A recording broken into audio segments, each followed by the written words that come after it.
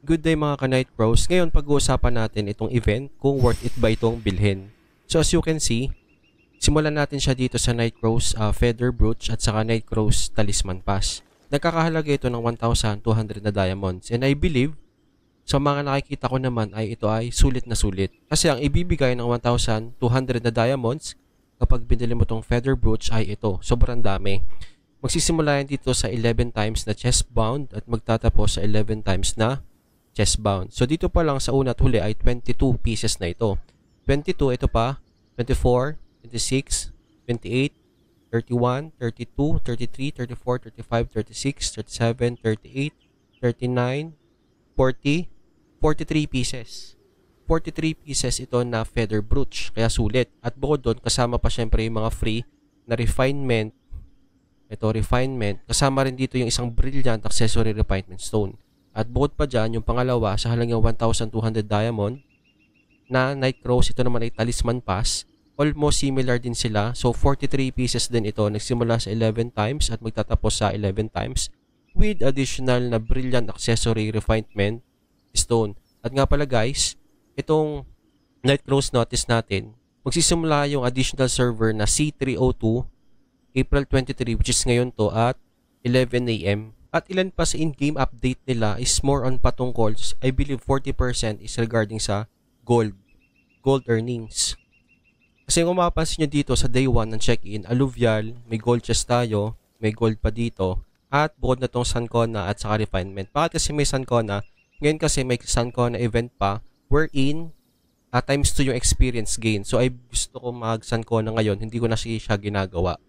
Yung number 2 natin, gold support event, kada complete mo ng mission, makaka-reward ka ng additional gold. Final reward can be claimed after completing all the missions. At don't forget na mag-collect kayo kahit isa man lang nitong Ladon's Token Bound. Kasi kapag na-collect mo yung isa, may makukuha ka pa additional na 5% na gold, which is makikita natin siya dito. Ayan. Increase 5% na gold, ito yung sa codex natin. At kapag dalawa naman is additional 5%. Yung isa kasi is free. Kaya na-unlock ko na to, free lang to. At yung isa is may bayad na.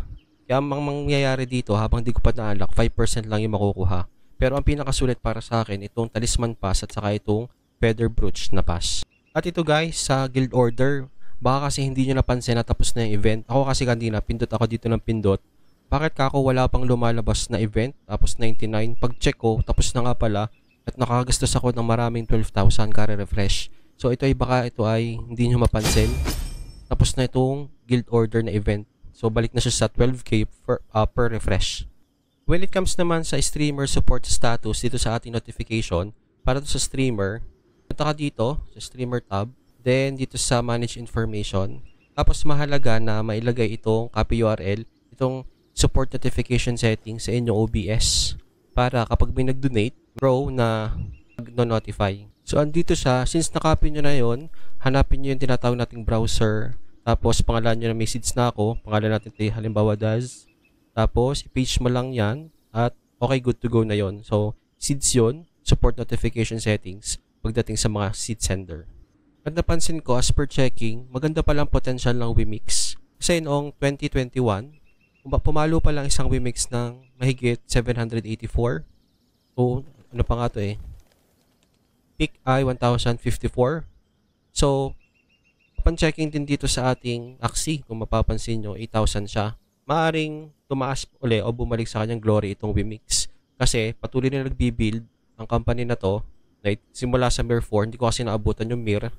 Tapos ito may Night Crows. At marami pa silang laro na nare-recognize ng marami. Para lang sa akin, it's not a financial advice. Para sa akin, pwede ako magtira ng Wimix. And hindi ako parang hindi sinasarado yung door na tataas pa to, aabot siya ng 500, 750 or even higher pa dito sa dati niyang ATH. At sa mga naghahanap na encashment video, may ginawa akong isa na hindi ako dumaan sa P2P. So i-check nyo na lang yun at yun lang i-update natin for today. Bye, yours, I'm out.